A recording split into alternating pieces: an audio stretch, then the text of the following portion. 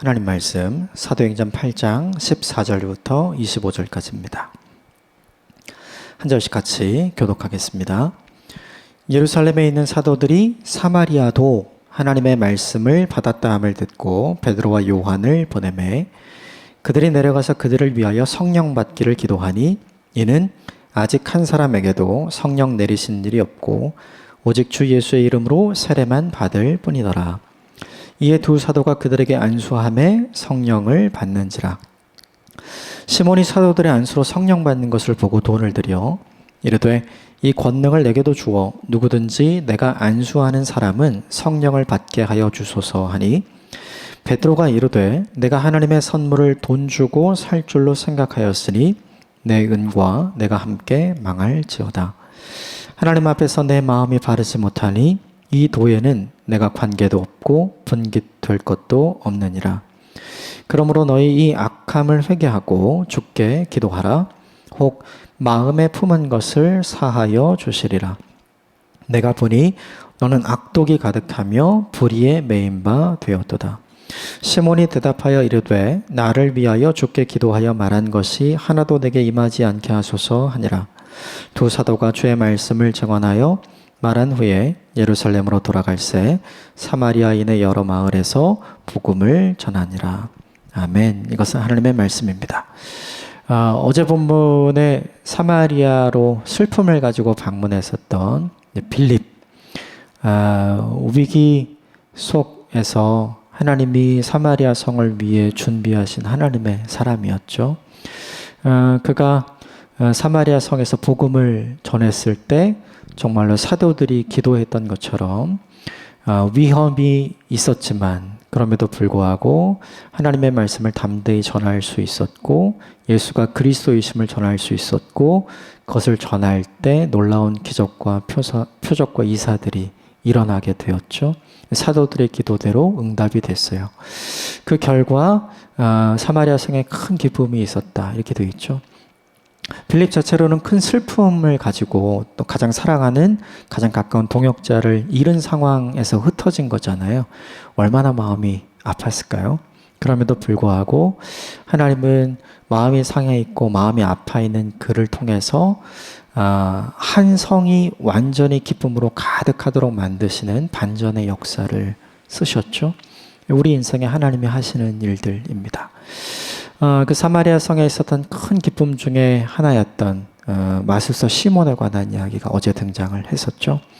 영향력이 있었고 사람들이 하나님의 능력을 쓴다 생각을 했었고 오랫동안 사람들을 속여왔던 사람이었는데 빌립이 전했던 하나님 말씀과 예수가 그리스도이심을 듣게 되고 그가 스스로 믿고 세례를 받겠다고 자청을 하고 그가 적극적으로 빌립과 따라다니면서 동행하는 모습을 본 많은 사람들이 회심하고 함께 복음을 받아들이는 장면이 있었죠. 근데 그 이야기가 삽시간에 사마리아에서 예루살렘까지 퍼진 것 같아요. 그래서 그 이야기를 듣고 오늘 사도들이 움직이기 시작을 합니다. 오늘 보면 14절 말씀 같이 읽겠습니다. 시작. 예루살렘에 있는 사도들이 사마리아도 하나님의 말씀 받았다 함을 듣고 베드로와 요한을 보내매 거기에 사마리아도라고 되어 있는 부분에 뭔가 표시해 주면 좋겠어요. 사도들은 이미 부활의 증인이었고 또 성령의 충만함을 체험했었고요. 예수님의 이름으로 이 기적과 이사와 표적들을 많이 일으켰었고 이제 담대하게 도망다니지 않고 공회 앞에서 하나님이 어떤 일을 행하셨는지 담대하게 선포할 수 있는 믿음의 사람이었죠. 그럼에도 불구하고 사도들이 갖고 있었던 고쳐야 할 것이 있었어요. 그게 뭐냐 하면 편견입니다. 그러니까 사도들이 들을 때 사마리아 사람들은 하나님이 구원해 주시지 않는 사람이라고 들어왔었고 생각했었고 또 그들도 그런 생각을 갖고 있었기 때문에 적극적으로 사마리아로 갈 생각을 하지 않았었죠. 그런데 오늘 사마리아도 하나님의 놀라운 복음이 전해지고 거기서 놀라운 기적이 일어났다는 소식을 듣게 되니까 굉장히 놀랐던 거예요. 그래서 예루살렘 교회는 두 명의 사도를 보냅니다. 베드로와 요한을 보내게 되는 거죠. 중요한 건 어제 본문의 빌립은 헬라파 유대인이었잖아요. 그런데 오늘 본문의 베드로와 요한은 모두 다 본토 히브리파 유대인이죠. 이 히브리파 유대인들이 가지고 있는 편견을 하나님이 이 사건을 통해서 깨우쳐 주시는 거죠. 이것을 통해서 우리가 알 수 있는 게 있어요. 뭐냐면 베드로와 요한, 그러니까 사도들은 이미 성령의 충만함을 경험하고 담대한 복음의 증거자가 되어서 완성형으로 변화된 사람처럼 보이잖아요. 그런데 오늘 본문이 보여주는 모습은 뭐냐면 그들은 완성형이 아니다. 아직 계속해서 변화되어야 할 영역이 남아있다. 그 중에 하나가 그들이 갖고 있는 편견이다라는 걸 보여주는 거죠. 그러므로 우리의 변화는 성령의 충만함을 덧입고 복음을 말하고 예수 그리스도를 증거하는 사람으로 변화되었다고 해서 끝나는 게 아니에요. 그 시점에서 시작하는 것일 뿐이죠. 그러므로 우리가 속단해서는 안 되는 게 있어요. 우리가 소위 말하는 은혜를 충만히 받은 이후로 내 모습이 많이 바뀌고 변하잖아요. 그것으로 끝난 게 아니라 그것으로 계속해서 시작해가는 것이다. 우리의 변화는 완성형이 아니라 우리의 변화는 진행형이다. 이것을 기억하시고 겸손하게 계속해서 우리를 변화시켜 주실 은혜를 구하는 저와 여러분이 되시기를 바랍니다. 15절 16절 같이 읽겠습니다. 시작. 그들이 내려가서 그들을 위하여 성령 받기를 기도하니 이는 아직 한 사람에게도 성령 내리신 일이 없고 오직 주 예수의 이름으로 세례만 받을 뿐이더라. 베드로와 요한이 가서 이제 빌립이 전도한 복음의 결과들을 보니까 믿고 다 세례는 받았지만 그들이 예루살렘에서 경험했던 성령의 충만한 은혜와 은사들은 아직 경험하지 못한 것을 발견하게 된 거죠. 그래서 오늘 본문 15절에 그들이 성령 받기를 기도했다 이렇게 돼 있죠. 우리가 흔히 이야기하는 이제 성령 세례가 있고 성령 충만이 있죠. 성령 세례라는 것은 무엇이냐면 우리가 예수 그리스도를 받아들이고 우리의 입술로 고백하는 신앙 고백이 있으려면 우리 안에 성령께서 그 일을 하게 하시는 거잖아요.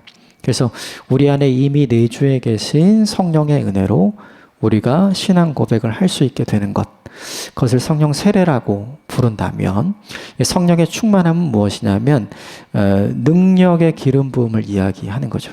그러니까 사도들이 오순절 마가의 다락방에서 경험했던 성령의 충만한 사건 때문에 성령의 말하게 하신 대로 말하게 했던 그 어떤 일, 그런 일들을 성령의 충만함 이라고 이야기하는 거죠. 신앙을 고백한 사람에게 성령의 충만함이 임할 때 은사들이 나타나게 되는 거죠. 그래서 우리가 흔히 은사를 이야기할 때 이제 카리스마라고 이야기하잖아요. 근데 카리스마는 어떤 뜻이냐면 카리스, 은혜의 복수예요. 그래서 은혜가 충만히 많은 곳에 일어나는 하나님의 선물로서의 은사를 이야기하는 거죠. 그러므로 은혜가 충만하기 위해서 필요한 게 뭐예요? 신앙 고백을 하는 많은 사람들이 생겨나면 은혜가 충만해지잖아요. 그 은혜가 충만해지는 곳에 드디어 이제 은사들이 나타나기 시작을 하는 거죠. 사도 베드로와 요한이 자기들이 경험했던 그런 은사들을 경험하도록, 그런 성령의 충만함을 경험하도록 위해서 기도하고 있죠. 저와 여러분이 이걸 경험하게 되었으면 좋겠어요. 오늘 본문 17절 같이 읽겠습니다. 시작. 이에 두 사도가 그들에게 안수하매 성령을 받는지라. 베드로와 요한에게 있었던 건 뭐냐 하면 사마리아 사람들에게도 하나님의 영이 임하실까? 그들이 복음을 받아들였다니 놀라운데 그들에게 하나님의 거룩한 영이 임하실까? 이건 물음표여서 처음에는. 그런데 그들이 간절히 그들의 모습을 보고 그들의 신앙 고백을 보고 간절히 성령의 임재를 위해서 기도했을 때 하나님께서 베드로와 요한을 통해서 사마리아 성 사람들에게 큰 성령의 은혜를 부어주시는 걸 오늘 본문이 우리에게 보여주죠. 저와 여러분도 이 성령의 충만함을 경험하게 되기를 주님 이름으로 축복합니다. 근데 이 17절 말씀이 보여주는 게 있죠. 그게 뭐냐면 하나님의 거룩한 영, 성령은 지역을 넘어선다. 인종을 넘어선다. 그러니까 유대 지역이면 성령이 임하는 것 가능하다고 생각을 했는데 사마리아 지역까지 성령이 임하신다고 사람들이 생각하진 않았잖아요. 그런데 오늘 보니까 그것이 이루어진 거고 그것을 본인들이 하나님께 쓰임받는 통로로 쓰임받게 된 거니까요.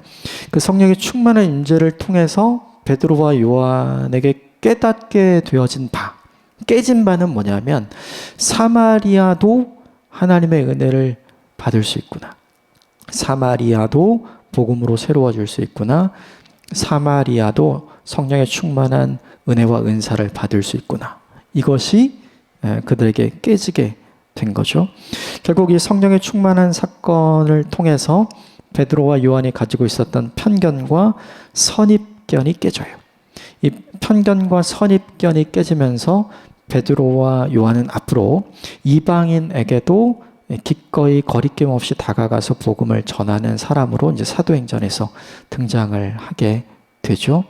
결국 이 모습을 우리에게 보여주는 것이 무엇이냐면 성령의 충만한 임재가 우리에게 임하면 그 임재의 은혜의 결과인 은사들도 나타나지만 더 중요한 건 성령의 임재를 통해서 우리가 가진 편견과 선입견이 깨어지고 내가 더 넓어지고 내가 더 깊어진 사람으로 변화된다는 거죠. 저는 이 은혜가 저와 여러분에게 있게 되기를 주님의 이름으로 축복합니다. 이 장면을 유심히 지켜본 사람이 있어요. 18절과 19절 같이 읽겠습니다. 시작. 시몬이 사도들의 안수로 성령 받는 것을 보고 돈을 들여 이르되 이 권능을 내게도 주어 누구든지 내가 안수하는 사람은 성령을 받게 하여 주소서 하니. 시몬이 베드로와 요한이 안수하고 기도할 때 했어야 되는 건 뭘까요? 자기도 같이 안수받고 자기도 같이 기도하는 일을 했어야죠. 그런데 베드로와 요한이 무엇을 하는가를 유심히 지켜본 거예요. 이거 어제 본문에 원래 시몬이 하던 일이잖아요. 사람들이 그렇게 얘기했죠. 저 사람이 쓰는 능력은 하나님의 능력과 같다. 그러니까 오늘 본문의 베드로와 요한처럼 시몬이 사람들에게 손을 얹고 무언가를 했다고 볼 수 있는 거죠. 그래서 시몬이 무엇을 하는지를 자세히 살펴본 거예요. 시몬이 함께 기도하고 또 기도받지 않고 그 장면을 유심히 지켜보면서 베드로와 요한 때문에 성령의 능력이 임하는 걸 보았죠. 그러니까 어떤 은사들이 나타난 걸 시몬이 보게 된 거죠. 시몬의 생각은 어떤 생각이냐면 하나님의 거룩한 영의 임재라고 생각하지 않고 자기가 했던 것처럼 베드로와 요한에게서 어떤 능력이 나갔다 이렇게 생각을 했던 거죠. 그리고 그가 한 결정적인 실수가 있어요. 돈을 주고 내가 안수하는 사람도 똑같이 하게 해달라. 그렇죠? 베드로와 요한은 성령의 임재를 위해서 기도했고 하나님의 역사가 거기서 나타난 거예요. 그런데 시몬은 어떻게 생각했냐면 내가 그 일을 하면 똑같은 결과가 나타날 수 있도록 해달라. 다시 말하면 성령의 은혜를 이 사람은 기술로 생각한 거예요. 내가 배우면 내가 할 수 있는 어떤 기술로 생각을 한 거죠. 그래서 그 돈을 주고 그 기술을 배우려고 했다는 게 가장 큰 문제이죠. 나도 그렇게 할 수 있게 해달라. 시몬의 가장 큰 실수는 무엇이냐면 예수님의 복음을 듣고 예수님의 죽으심과 부활하심을 듣고 예수님의 은혜를 경험하고 믿고 적극적으로 따라다니면서 예수님을 전하는 사람이 됐잖아요. 그러면 시몬이 예수님 닮고 싶은 사람이 되어야 하는데 이 본문에 누굴 닮고 싶은 사람이 돼요? 베드로와 요한을 닮고 싶은 사람이 된 거죠. 이게 제일 큰 문제였어요. 우리가 아나니와 삽비라 사건에서도 똑같이 봤죠. 예수님 닮아가고 예수님과 같은 사람이 되고 싶어야 하는데 아나니와 삽비로는 바나바를 닮고 싶어 바나바와 같은 사람이 되고자 했죠. 그래서 문제가 생겨나게 된 거예요. 오늘 18절과 19절의 모습에서 보여주는 시몬의 모습, 이걸 잘 살펴보면 그는 스스로 믿고 스스로 세례받고 이전에 살아왔던 삶의 방식을 다 버리고 전심으로 빌립을 쫓아다니면서 함께 복음을 증거하는 복음의 사람으로 어제 본문에 변화됐었잖아요.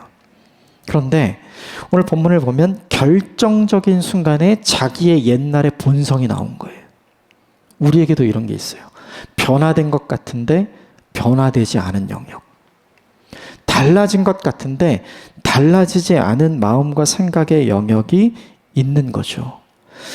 이것이 드러난 것이 어떻게 보면 진짜 잘 된 거예요. 왜냐하면 이것이 드러나지 않았다면 감춰져 있었겠지만 이것이 드러났기 때문에 하나님 앞에 고백하고 용서받고 회복할 수 있는 계기가 된 거잖아요. 환부를 계속 숨기고 감추면 계속해서 나빠지지만 그 환부를 드러내고 그 환부를 째고 그 환부에 필요한 치료를 해서 그 환부를 깨끗하게 회복할 수 있는 게 사실은 더 건강하게 만드는 거잖아요. 그러니까 달라진 것 같지만 달라지지 않은 나의 본성이 드러나는 것은 사실은 하나님 앞에 온전한 사람으로 한 단계 업그레이드 되기 위해서 꼭 필요한 과정이라는 거죠. 어쩌면 이것은 이에게 굉장히 좋은 일인지 몰라요. 그런데 중요한 것이 있어요. 그것이 무엇이냐면 오늘 본문의 시몬이 보여준 태도가 굉장히 큰 문제입니다. 이 모습을 보고 베드로가 이렇게 이야기합니다. 20절과 21절 같이 읽겠습니다. 시작. 베드로가 이르되 내가 하나님의 선물을 돈 주고 살 줄로 생각하였으니 내 은과 내가 함께 망할지어다. 하나님 앞에서 내 마음이 바르지 못하니 이 도에는 내가 관계도 없고 분깃도 될 것도 없느니라. 베드로가 세 가지를 이야기해요. 내가 하나님의 선물을 돈 주고 살 수 있다고 생각했구나. 은사는 기술이 아니다. 돈으로 하나님의 은혜를 만들어낼 수 없고 돈으로 하나님의 나라를 만들어낼 수 있는 그런 것이 아니다. 이렇게 얘기를 해주고요. 두 번째는 하나님 앞에서 너의 마음이 바르지 않다. 이미 믿고 세례받고 바뀌어서 따라다니면서 복음 전하는 사람이었는데 베드로가 얘기해 주는 거예요. 너의 중심이 하나님 앞에서 전혀 바르지 않다.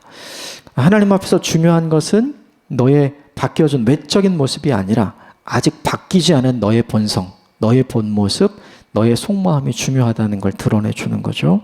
그리고 세 번째로 이야기하는 게 우리와 함께 다니며 사역하려면 너 바뀌어야 된다. 그 모습으로는 너 우리와 함께 사역할 수 없다. 왜냐하면 사역에서 가장 중요한 것을 사람들은 이렇게 생각해요. 사역자의 기술이라고 생각합니다. 그가 얼만큼 어떤 퍼포먼스를 할 수 있는가. 그 사역자의 기술과 능력을 굉장히 중요하게 생각하는데 오늘 본문의 베드로와 요한은 사역자의 기술과 능력이 아니라 사역자가 가지고 있는 중심, 마음, 태도, 방식 이것이 훨씬 더 중요하다고 이야기를 해주는 거죠. 그러면서 22절과 23절에 이렇게 얘기합니다. 같이 읽읍시다. 시작. 그러므로 너의 이 악함을 회개하고 주께 기도하라. 혹 마음에 품은 것을 사하여 주시리라. 내가 보니 너는 악독이 가득하며 불의에 매인 바 되었다. 그러므로 너는 이 악함을 회개해라. 이거 회개하면 너 내 중심을 바꿀 수 있고 마음을 바꿀 수 있고 태도를 바꿀 수가 있다. 하나님이 중요하게 생각하시는 것이 무엇인지를 마음에 품을 수 있다. 그래서 네가 생각하는 돈으로 은혜를 만들고 돈으로 하나님 나라를 만들려고 하지 않고 우리가 함께 하나님의 은혜로 하나님의 나라를 만들어 가는 일에 계속해서 동참할 수 있다. 그 중에 네가 해야 할 일은 회개하는 일이다. 가만히 보니까 너는 믿고 세례도 받고 열심히 따라다니면서 사역도 우리와 함께 했지만 아직 너의 마음에는 악독이 가득하고 불의에 매인 사람이 되었다. 너는 이미 충분히 종교 생활은 잘하고 있지만 너의 본질은 종교 생활을 잘하는 사람일 뿐 진짜 믿음과 진짜 신앙을 가진 하나님이 기뻐하시는 신앙인은 아니다. 이렇게 이야기를 해주고 있죠. 어쩌면 베드로가 이야기한 이 시몬에 대한 모습이 어쩌면 저와 여러분의 모습인지 모르겠어요. 우리도 자꾸 돈으로 무언가를 하려고 하는 습성이 우리에게 있지는 않은가. 하나님이 중요하게 생각하시는 건 마음과 중심인데 우리는 그렇지 않고 외적인 걸 중요하게 생각하고 있지는 않은가.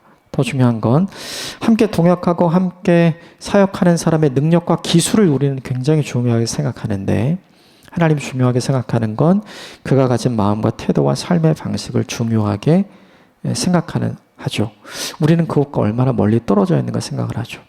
그런데 열심히 하나님 사랑하고 예배드리고 기도하고 그리고 전도하고 일상의 삶을 하나님의 은혜 안에서 살아가도록 노력하지만 결정적인 순간에 오늘 본문의 시몬처럼 내 마음에 불의하고 악독한 마음에 가득 차 있는 것을 우리도 보잖아요. 결국 이 모습이 오늘 본문 속의 시몬의 모습일 뿐만 아니라 오늘 우리의 모습 아닐런지 곰곰이 생각해 봐야 되죠. 예수님께서 바리새인들을 굉장히 책망을 많이 하셨죠. 그 이유는 뭐냐면 외적으로는 완벽한 종교인이었지만 내적으로는 하나도 신앙이 없는 사람들이었잖아요. 결국 우리가 그런 사람이 아닌가 곰곰이 생각해 볼 필요가 있어요. 이렇게 다 알려주고 회개하라고 이야기했어요. 어떻게 이 문제를 해결해야 될지 다 알려줬습니다. 그런데 오늘 본문 24절 같이 읽겠습니다. 시작. 시몬이 대답하여 이르되 나를 위하여 주께 기도하여 말한 것이 하나도 내게 임하지 않게 하소서 하니라. 그러면 시몬이 뭐 해야 돼요?